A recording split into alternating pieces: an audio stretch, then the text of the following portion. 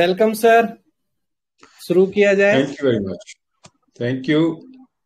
Welcome all the participants. Thank you very much for taking out time to join today's class. जैसे मैंने पहले कहा, काफी दिन के बाद आज हम एक दूसरे के रूबरू हो रहे हैं and hope we will learn mutually.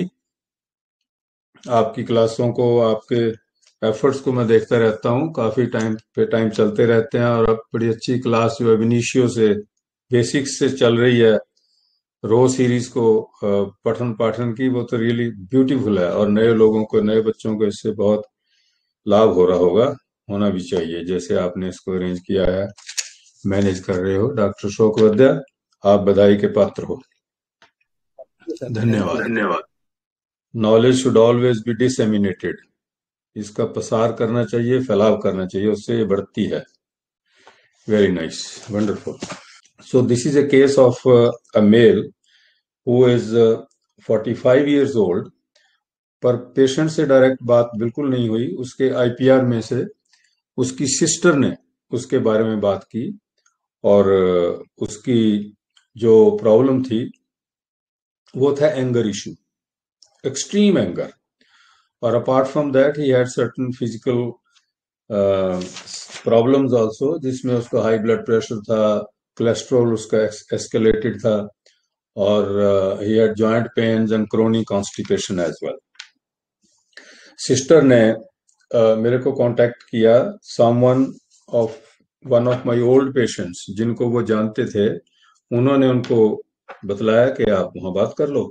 So she starts the case of her brother like this, और वो ये भी देखिए आप, उसकी नॉलेज के बगैर बात कर रही है। अगर वो सामने आ जाएगा या उसको पता लगेगा कि उसकी बात की, उसके बारे में किसी से बात की जा रही है मेडिसिन के लिए, he might get even more angry. So उसने ऐसा टाइम चूज किया जब वो घर पे नहीं है। सो वो क्या कर रहा है, क्या कह रही है, the sister of the patient is approaching me for the extreme anger issues of her brother. The patient was unwilling for taking any help. The household members of the family decided to get him treated by homeopathy, as they came to know about me through someone, and accordingly she contacted me. His sister told me that he gets extremely angry on matters of little importance, that means on trifles, छोटी छोटी बातों पे वो बहुत एकदम से आग बबूला हो जाता है, बहुत गुस्से में आ जाता है। The victim of his anger can be anybody in the family. The parents even are not spared. Mom और डैड के ऊपर भी बहुत गुस्सा कर लेगा। He breaks things and bangs doors and windows. अब ये जो ये देख तो सेंटेंस मैंने बोला ना, bangs doors and windows and he cannot nobody can escape his anger, ये बखूबी आपको जहन में ये रूब्रिक आगे होंगे एकदम से, मेरे को पूरा विश्वास है, क्योंकि आम तौर पे कितने ही प्लेटफॉर्म्स के ऊपर ये रूब्रिक डिस्कस किए जाते हैं। He will pick up a fight easily, quarrelsome हो जाएंगे, लड़ेंगे एकदम से, गुस्से में खुद को कष्ट भी देते हैं, अपनी बात को मना के ही हटेगा, वो दूसरे की बात नहीं सुनेगा, और अब जो उसने करना है, जो उसने मनवाना है, वो दूसरों से मनवा के ही हटेगा। He drinks alcohol, but when? He is not drinking alcohol as a habit, but he drinks alcohol when he gets extremely angry. And he smokes also in that situation. गुस्सा आया तो अपने गुस्से को वो कैसे हैंडल करता है, या तो दूसरों पे निकालेगा या फिर वो साथ की साथ हैवी ड्रिंक भी लेगा। And even he can drive car, गुस्से में कार तेज चलाएगा, अकेला ही बाहर निकल जाएगा। And along with his drinking he can smoke as well. He has a very large friend circle, और वो कहता है कि मेरे पास बड़े दोस्त हैं, मेरे सब इज्जत करते हैं, and I command respect between them and remains very happy with them. दोस्त लोग इसको काफी, इसकी चापलूसी भी करते हैं, दोस्त लोग काफी इसके इर्द गिर्द घूमते हैं और उनकी कंपनी में ये बहुत खुश रहता है। और घर में इसके माथे पे जो एक ट्यूडी जिसको बोलते हैं ना, इतनी एंग्री इसका डिस्पोजिशन बना होता है कि कभी इसके फेस पे स्माइल नहीं, कभी इसके फेस पे कोई रिलैक्सेशन हमने नहीं देखी, और ये हमेशा एंग्री मूड में ही रहता है। His behavior is good with all his friends outside. Whenever he goes out, he does lot of makeup, will shape his eyebrows, will shape his moustache and beard, will apply color to his hair to look handsome. Otherwise also, he is very handsome, good looking, and is a tall guy.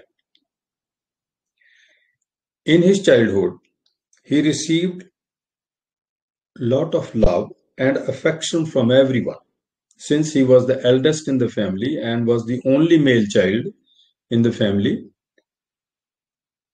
and all his demands were quickly met, and they were readily agreed to. Whatever he demanded, he was never given a no, he was never refused anything. बचपन से उसका ये ऐसा mental makeup बना हुआ था. When he was studying in college, he used to fight with his class fellows, with his peers, and was the leader in picking up fights. हर किसी को अपने अंगूठे के नीचे रखता था. सो ये केस है. यहां से अब हम क्या देखते हैं इस केस में से, कि वो पेम्पर्ड है, वो स्पॉइल्ड है. बचपन से ही एक स्टेट उसकी मॉर्बिफिक जो है वो डिजाइन हो गई है, बन गई है, क्योंकि वो एक ही बच्चा है मेल फैमिली में जिसको हर प्रकार से पूरी अटेंशन मिल रही है, और उस अटेंशन ने उसके मेंटल मेकअप को क्या बना दिया है कि वो दूसरों से अलग है. सारी रोशनी उसके ऊपर पड़ रही है. Everyone is agreeing to his demand. उसको कुछ भी रिफ्यूज नहीं किया जा रहा, और उससे बड़ा तो कोई है नहीं. पैम्पर्ड के होते होते उसको एक एक्सक्लूसिव फीलिंग बचपन से ही आ गई है, that he is above others. वो दूसरों से कहीं बेहतर है. उसकी चापलूसी भी हो रही है. उसको बचपन में फ्लैटरी भी मिल रही है, चाहे वो अच्छा काम नहीं भी कर रहा. बच्चे आपने देखे होंगे कि हम उनको इतनी फ्लैटरी और चापलूसी में ले आते हैं कि उनकी गलतियों को हम नहीं उभारना चाहते, और अगर बच्चा गलती करता भी है तो हम उसको इस प्रकार से उसको फीलिंग देते हैं कि वे बहुत बहादुर है, बहुत अच्छा है, बहुत बढ़िया किया उसने. सो उससे उसका जो माइंड सेट है वो एक्सक्लूसिविटी की तरफ चलता है, और वो इस हिसाब से अपने आप को असेस करना शुरू कर देता है कि वाह वाह, मैं तो बहुत अलग हूं, दूसरों से अलग हूं, विशेष हूं. सो एक एक्सक्लूसिव की फीलिंग उसको बचपन से ही आ गई थी थ्रू पैम्परिंग. एंड जब एक्सक्लूसिव फीलिंग फॉल्स आए और पैम्परिंग फॉल्स हो, तो उसमें फिर क्या आ गया कि फॉल्स ईगो भी आ जाती है. लाइकोपोडियम जैसे आपने पहले बोला किसी ने, सो लाइकोपोडियम तो डायरेक्ट आपने बोल दिया, you have just reach the name of the remedy. पर वो कौन कौन सी ट्रेट्स हैं जो क्वालिफाई कर रही हैं मेडिसिन को, कोई भी दवाई है चाहे, वो ट्रेट्स को हमने उसकी इन साइड जो उसकी रोड्स हैं उनको समझना है. और जैसे जैसे हम किसी मेडिसिन की जर्नी में चलते हैं, उसके दाएं बाएं भी बहुत कुछ है. जब रास्ते पे आप चलते हैं, दाएं बाएं झाड़ियां भी होती हैं, दाएं बाएं फ्रूट ट्रीज भी होते हैं, दाएं बाएं और हरियावल भी होती है. सो उसको भी हमने मद्देनजर रखना होता है. दैट्स वाई होम्योपैथी में जब हम मेडिसिन का डीडी करते हैं, डिफरेंशियल करते हैं, तो हम इर्द गिर्द के बाजू आजू में भी देख के चलते हैं, और हमें उससे क्या होता है, ज्ञान भी होता है, हमारी नॉलेज भी बढ़ती है, ये क्यों और ये क्यों नहीं. इस प्रकार से हमें आगे बढ़ने में मदद मिलती है. But if we directly go on the medicine then we will miss something on road to reaching the proper simillimum.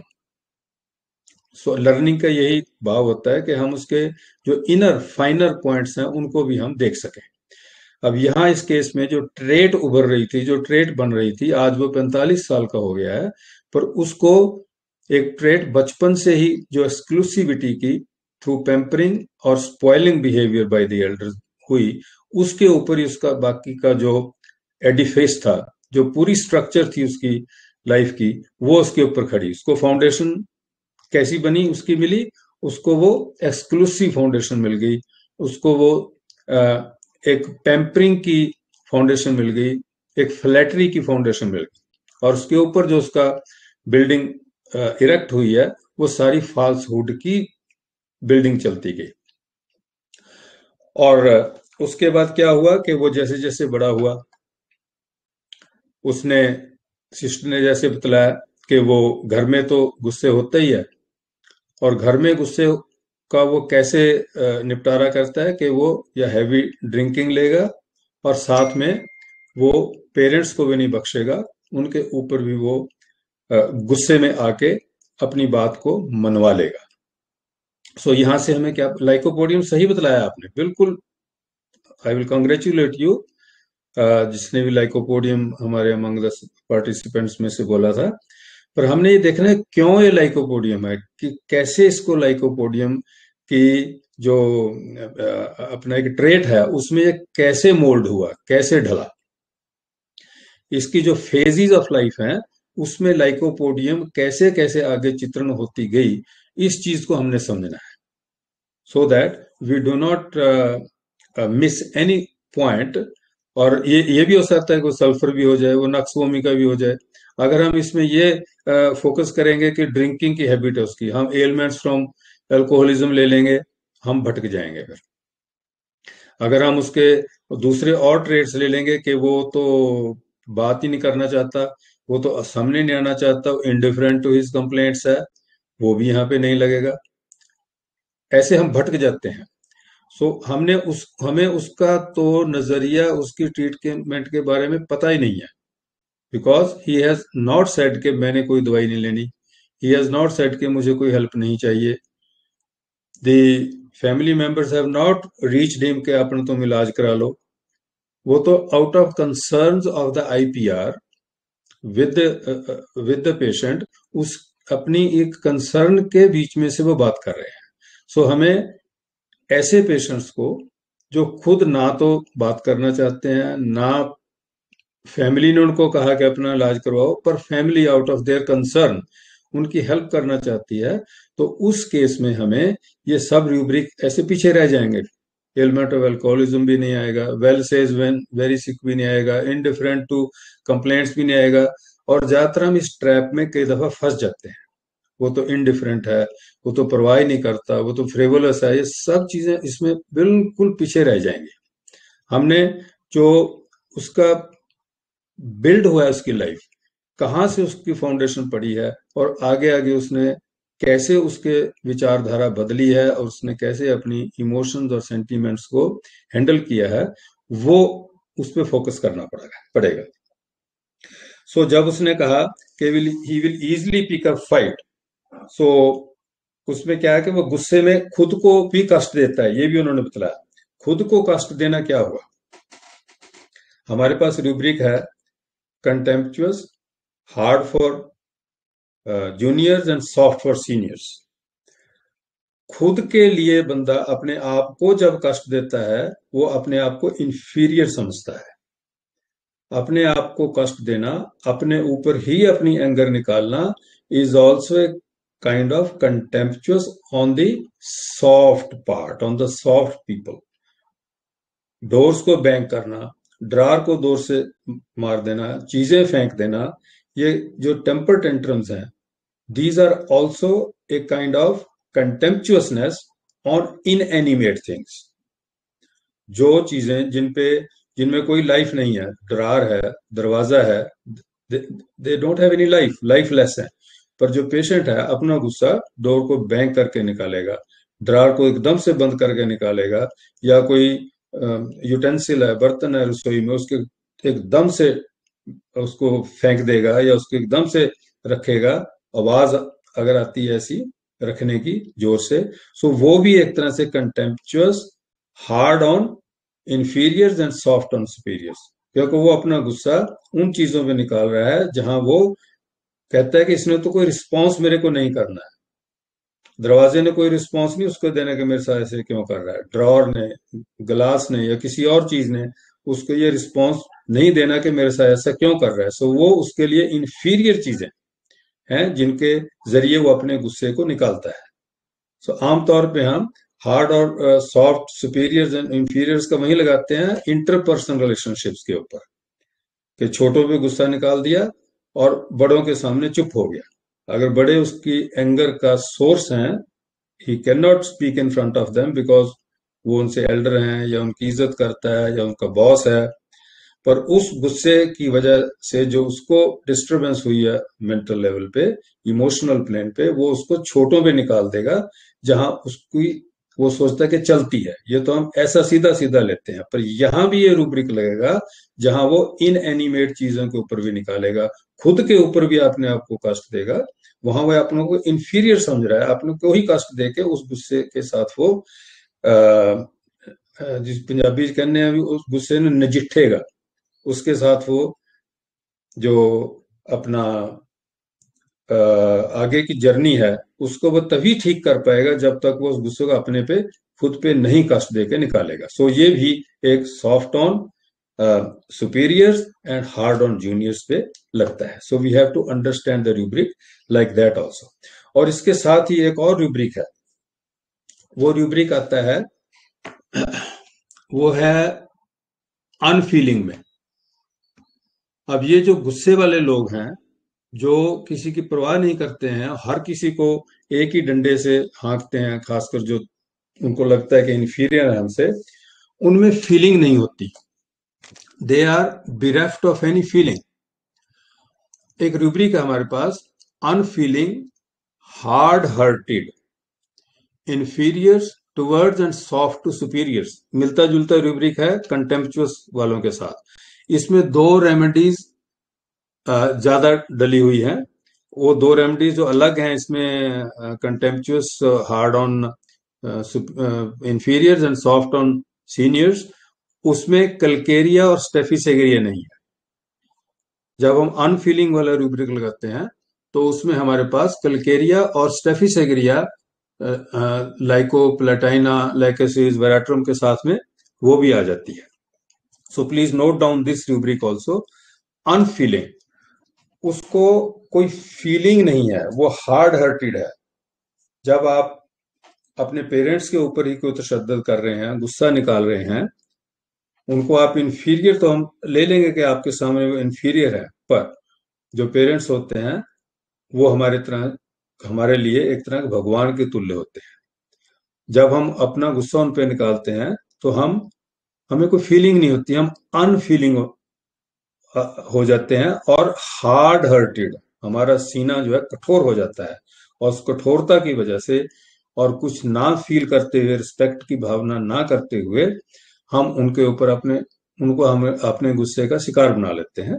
सो यहाँ पे ये रूब्रिक मेरे को ज्यादा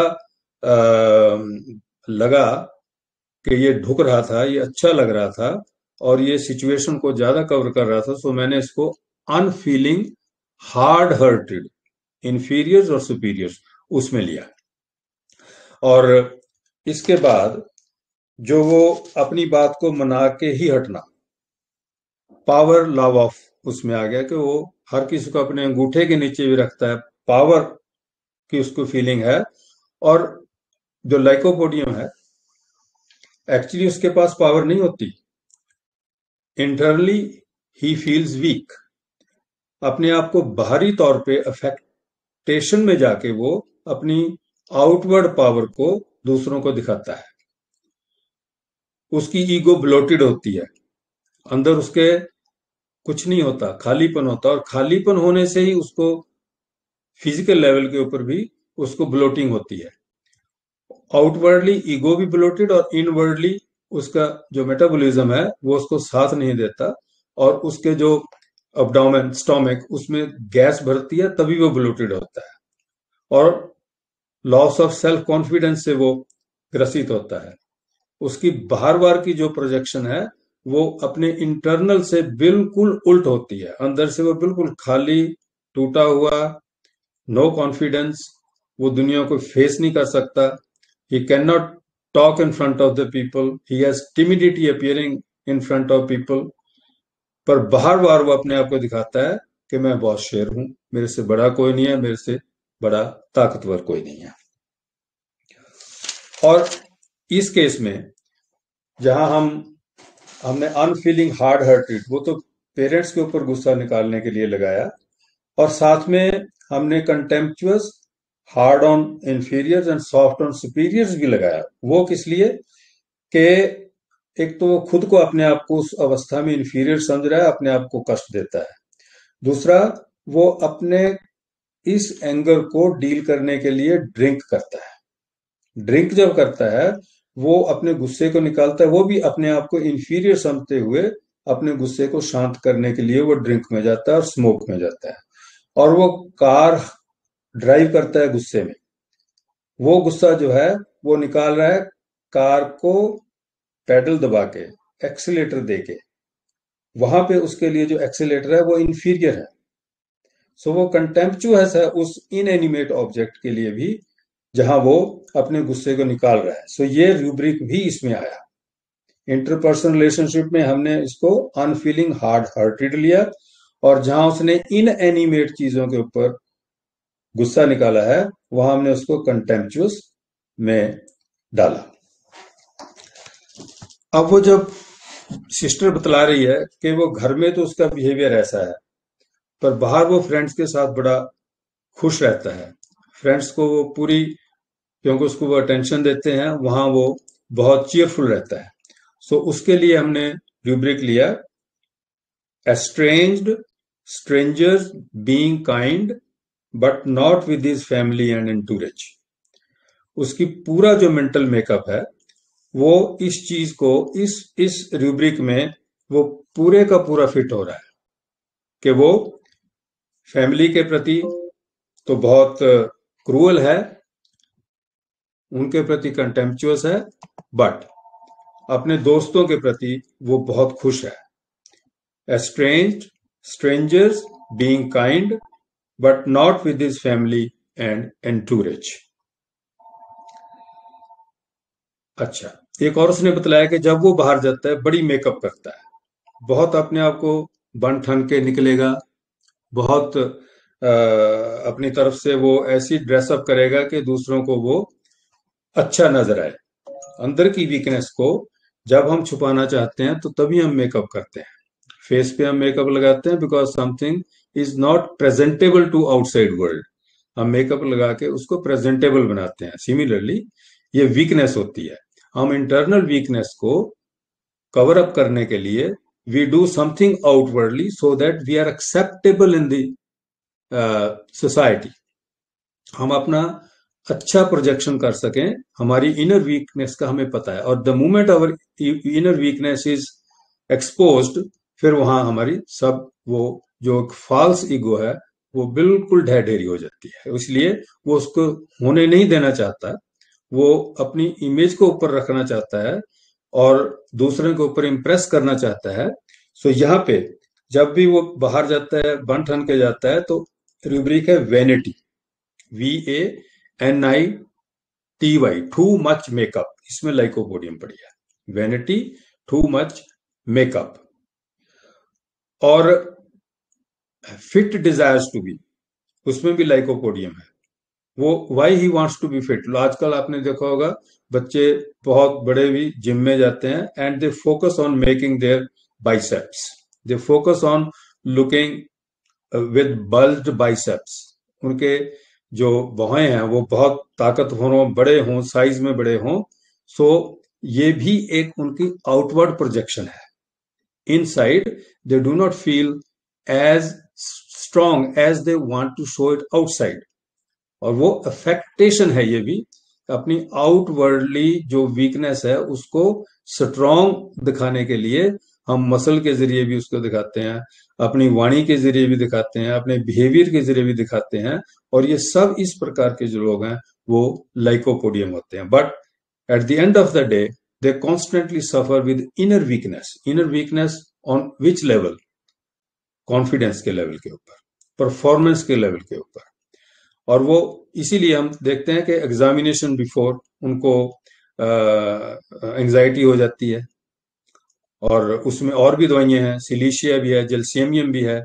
लाइकोपोडियम को जो एंजाइटी है वो करते हुए काम को आएगी, उस समय उसको हेजिटेशन हो जाएगी। जैसे हमारे पास की रूब्रिक है, timidity appear in public but capable of talking to, talk to but capable of talking to.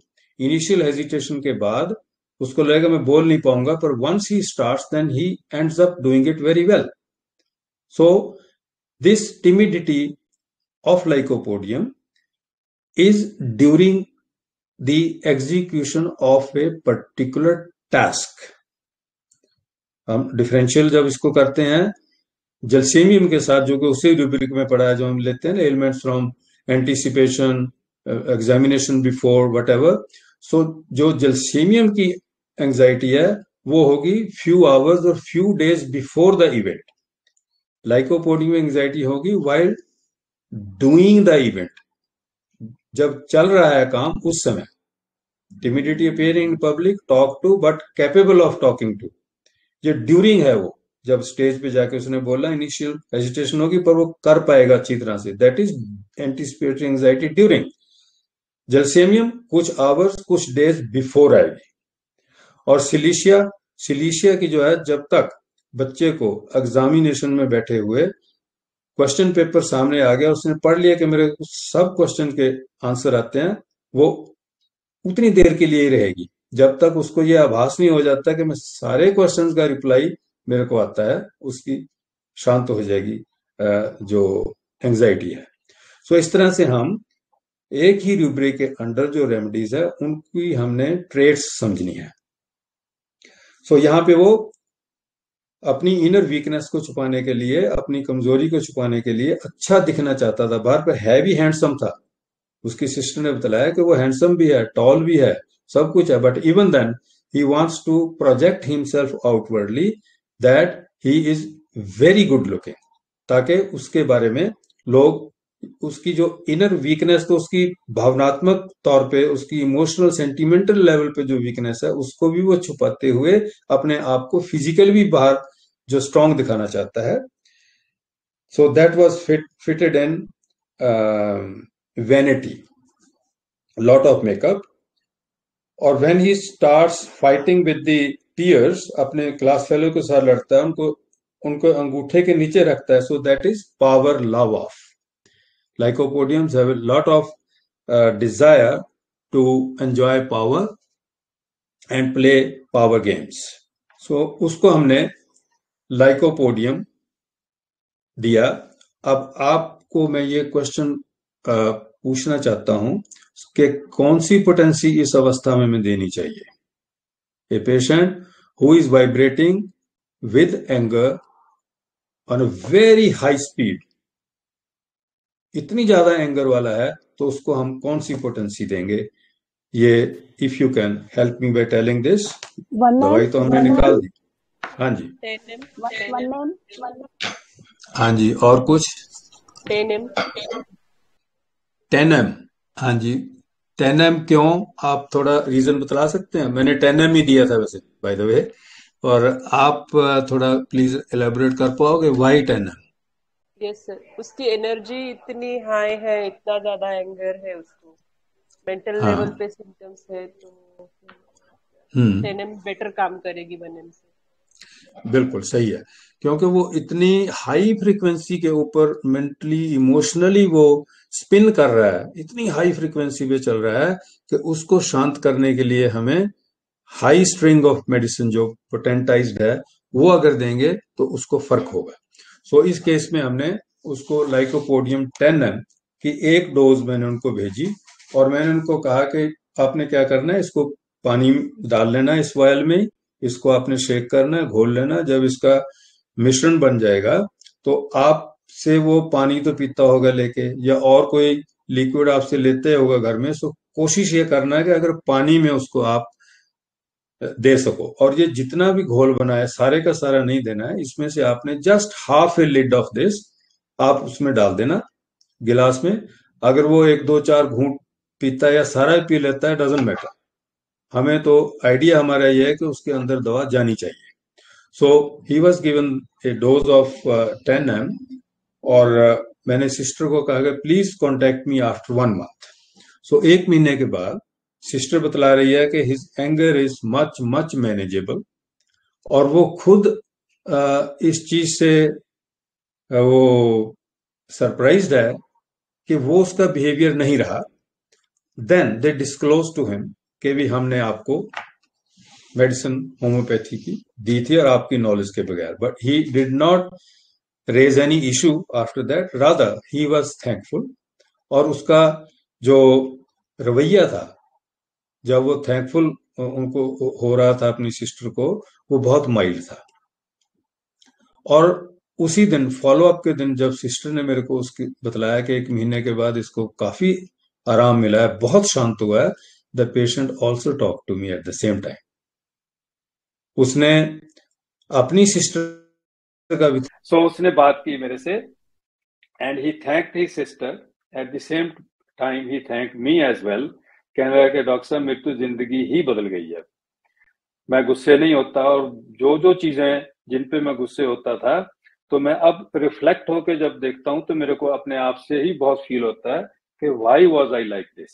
सो वो जब रिफ्लेक्शन और इंट्रोस्पेक्शन में अब गया तो उसने अपने आप को काफी हद तक सुधार लिया। But what he told me at the same time कि मैं ड्रिंक्स ले लेता हूं, अब भी लेता हूं, पर मैं अब गुस्सा नहीं होता तो गुस्से में ड्रिंक नहीं लेता, मैं रेगुलर सोशल ड्रिंक लेता हूँ। कहीं पार्टी है, फ्रेंड्स के पास जाना है, तो मैं सोशल ड्रिंक बहुत कंट्रोल्ड वे में लेता हूँ।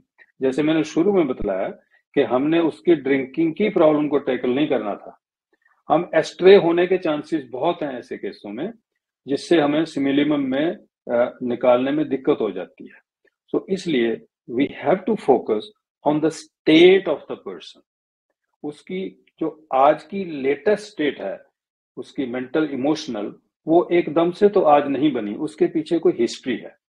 अगर हम उसकी हिस्ट्री को समझ के एबिनिशियो से डे 1 से चलेंगे, सो उसकी जो मेंटल इमोशनल स्टेट बिल्डअप हो रही है over a period of time, और आज जो प्रेजेंट मेंटल स्टेट है वो हमारे लिए बहुत काम की होगी, पर उसके पीछे जो प्रेडोमिनेटिंग है और परसिस्टिंग है वो भी काम आएगी। और ये 3 P ही हमारे गुरु डॉक्टर ML सहगल ने हमें समझाई है कि हमें प्रेडोमिनेटिंग, परसिस्टिंग और प्रेजेंट, इन तीनों में उस केस को देखते हुए then we have to make our decision to help the patient in a given situation.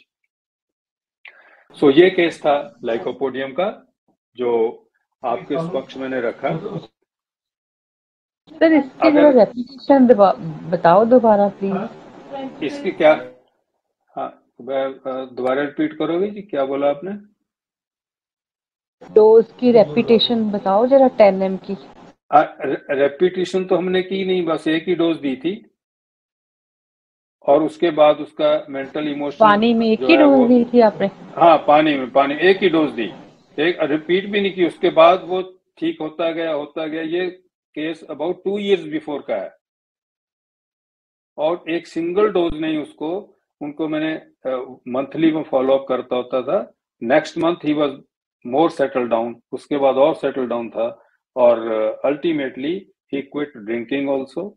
उसकी सेहत में और अच्छा सुधार हुआ, जो एंगर इश्यूज थे वो सारे रिजॉल्व हो गए, उसकी कॉन्स्टिपेशन रिजॉल्व होगी, उसका हाई ब्लड प्रेशर था वो ठीक आ गया, और सबसे बड़ा उसका जो कोलेस्ट्रॉल का भी इशू था, कोलेस्ट्रॉल जो उसके ब्लड वर्क जब कराया उसमें भी उसको काफी चेंज आ गई थी। And at the same time he started doing exercise also, बाहर दौड़ उसने लगानी शुरू की, that also helped him to get his levels down. So इस एक डोज के बाद हमने डोज रिपीट ही नहीं की. That was the only single dose which was given to him. Congratulation, बहुत बढ़िया रूब्रिकेट किया आपने और आप सबको धन्यवाद. थैंक यू भाई.